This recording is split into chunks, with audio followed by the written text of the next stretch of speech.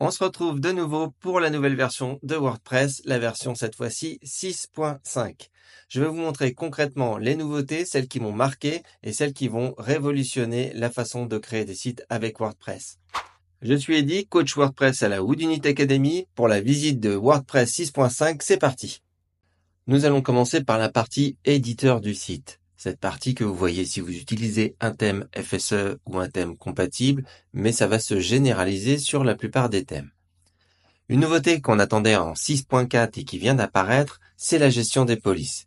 Il suffit de se rendre dans les styles, d'éditer les styles, et vous avez maintenant l'option typographie, dans lequel vous voyez les polices installées sur votre site, valables pour tous vos thèmes. Vous pouvez ajouter des polices. Vous voyez qu'on peut téléverser depuis le disque dur une nouvelle police, ou bien tout simplement se connecter à Google en autorisant l'accès et charger une police Google. Ça permet de ne plus faire d'appel à Google, c'est mieux pour le RGPD et c'est mieux pour les performances. La partie style s'enrichit également des révisions. Les révisions, ce sont les sauvegardes automatiques telles qu'on les connaît pour les articles ou les pages. Dès que vous faites une modification, il y a une sauvegarde automatique sur le site et vous pourrez revenir en arrière. De la même manière, dans les styles, vous avez les dernières modifications. En cliquant dessus, vous avez l'historique de vos modifications, que vous ayez changé une couleur, une palette, un style, un titre. Vous pouvez revenir sur l'élément précédent. Si vous ne travaillez pas avec un thème FSE, vous ne pourrez pas toujours bénéficier des styles d'apparence des blocs, comme par exemple les marges, les bordures, les arrondis, certains effets comme ça d'apparence. Eh bien, dans la version 6.5 de WordPress, il y a eu un travail de compatibilité fait pour que vous puissiez bénéficier de ces effets d'apparence dans vos thèmes classiques. Avant de passer à Gutenberg et ses nombreuses nouveautés, je vous propose de faire un petit tour sur les réglages et de découvrir cette nouveauté, l'icône du site. Jusque-là, généralement, qu'on trouvait dans les options du thème ou dans le customizer, vous pouvez désormais choisir la favicon de votre site dans les options générales du site. Nous voici sur Gutenberg et dans la vue liste indispensable pour tous ceux qui travaillent sur l'éditeur. Dans cette vue liste, plusieurs nouveautés. Premièrement, vous pouvez utiliser le clic droit sur n'importe quel bloc ou groupe de blocs pour avoir les options de celui-ci sans pour autant aller cliquer sur les 3 petits points qui sont ici. Donc ça, c'est déjà beaucoup plus rapide. Vous pouvez renommer tous les blocs et tous les groupes. Avant, c'était généralement réservé aux groupes. Maintenant, même une bannière, vous cliquez droit dessus, vous faites renommer et vous dites c'est mon call to action par exemple.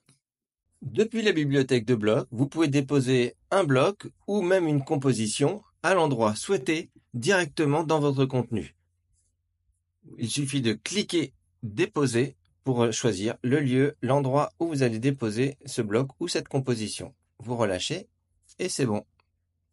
Le bloc groupe, très utile pour les constructions de pages et des compositions, se voit maintenant doté d'une image d'arrière-plan très utile.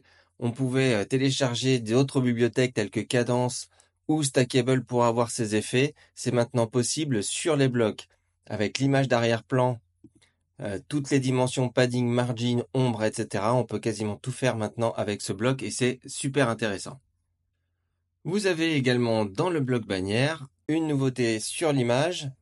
Maintenant, quand vous sélectionnez ce bloc bannière et que vous allez dans les styles, vous pouvez choisir la proportion de l'image pour lui donner une taille préenregistrée. La création et l'édition de liens a été revisitée. Vous cliquez sur un lien, vous avez maintenant un petit menu pour éditer, couper le lien ou bien copier le chemin du lien. Quand vous ouvrez l'édition de ce lien, vous pouvez changer le label, le lien et évidemment choisir les options d'ouvrir dans un nouvel onglet ou de marquer en nofollow. Pour ceux qui travailleraient en mode sans distraction, eh bien maintenant la barre d'options des blocs apparaît en haut de l'écran quand vous passez la souris. Vous pouvez travailler sans distraction et quand vous souhaitez changer une option d'un des blocs, vous montez la souris et vous avez les options de ce bloc ici. Personnellement, ce n'est pas un mode que j'utilise beaucoup, je ne trouve pas forcément très pratique, mais peut-être que cette option vous parlera. Si vous me suivez depuis un bon moment, vous savez que j'adore particulièrement les compositions. Eh bien, il y a une nouveauté, on avait des compositions synchronisées. Eh bien, maintenant, on peut avoir des compositions synchronisées, mais avec des éléments modifiables.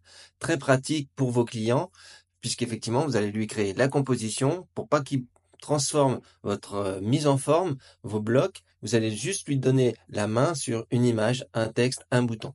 Voyons cela en exemple. Pour cela, ce que je vais faire, c'est que je vais dupliquer un bloc déjà existant. Je vais l'appeler test. Et je le synchronise évidemment.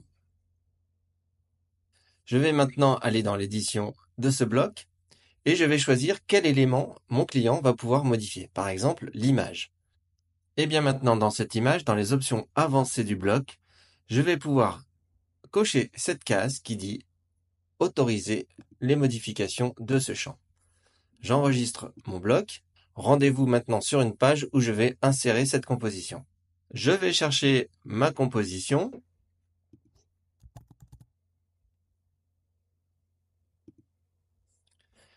Et maintenant, on peut s'apercevoir qu'il est impossible de changer le texte. Par contre, si je clique sur l'image, je peux la remplacer. Cette nouveauté est pour moi extraordinaire. Elle va vous permettre de créer vraiment des templates et des thèmes qui resteront tels que vous les avez imaginés en laissant la possibilité à vos éditeurs, à vos clients d'aller modifier simplement des boutons, des titres ou des images. Pour le moment, ça se cantonne au bloc que j'ai cité, des paragraphes, des titres, des images, des boutons, mais pour moi, ça couvre déjà 90% des besoins de cette composition. Cette nouvelle version ne déroge pas à la règle. Comme toutes les nouvelles versions, l'équipe de performance a travaillé énormément sur tout le code de WordPress. Ce n'est pas moins de 110 améliorations de performance qui sont embarquées avec cette version, mais également l'équipe accessibilité avec 65 nouveautés pour l'accessibilité de notre CMS préféré. Maintenant, une nouveauté qui va parler aux développeurs, mais qui n'est pas sans importance. Effectivement, WordPress propose depuis déjà très longtemps des champs personnalisés. Ils étaient plus ou moins cachés dans les métas d'un post, d'un article ou d'une page, et largement utilisés par une extension que vous connaissez certainement qui s'appelle ACF. Donc ACF permettait de créer de nouveaux champs reliés à votre post ou à votre article pour ajouter, agrémenter votre contenu, vos pages ou vos articles. Et bien maintenant, il est possible d'associer un bloc Gutenberg à une variable, c'est-à-dire un champ personnalisé. Prenons un exemple. Imaginons que vous ayez une page d'options créée avec ACF avec un champ qui s'appellerait date, qui va être la date de la sortie de votre prochain album. Eh bien, vous pouvez utiliser un bloc qui sera synchronisé avec ce champ, un bloc de texte, par exemple, qui sera synchronisé, et donc ce bloc de texte affichera la date de sortie de votre album. Vous pouvez utiliser ce bloc partout où vous souhaitez dans votre site pour annoncer cette date. Et si vous changez la date dans l'option, elle ira se changer partout. En fait, ce bloc est synchronisé avec ce champ. Imaginez toutes les possibilités qu'offre cette option pour les développeurs et ainsi créer quelque chose d'encore plus dynamique et synchronisé sur tout votre site.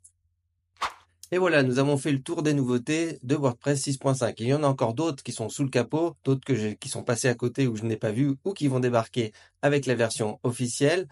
En tout cas, c'est ce qui, moi, m'a marqué dans cette version. J'ai hâte de le mettre en pratique. Si vous aimez les nouveautés WordPress, être au courant, n'hésitez pas à vous abonner à cette chaîne YouTube et à me suivre sur tous les réseaux, podcasts, LinkedIn et autres. Je vous dis à très bientôt.